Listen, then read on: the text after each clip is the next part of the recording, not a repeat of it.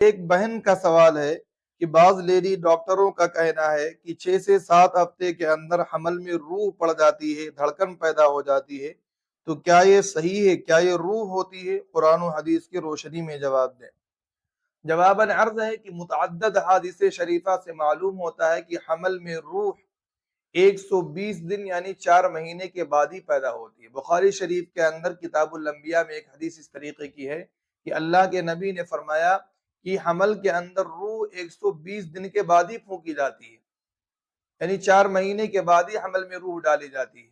اب مسئلہ یہ ہے کہ 6 سے 7 ہفتے کے اندر حمل میں جو دھڑکن پیدا ہوتی ہے تو کیا یہ روح ہے؟ تو یہ روح نہیں ہے، بلکہ ایک طریقے کی دھڑکن اور ایک طریقے کا وائبریشن ہوتا ہے حمل کے اندر، جو اس بات کو ثابت کرتا ہے کہ اب حمل کے اندر روح کو قبول کرنے کی صلاحیت پیدا ہو رہی ہے۔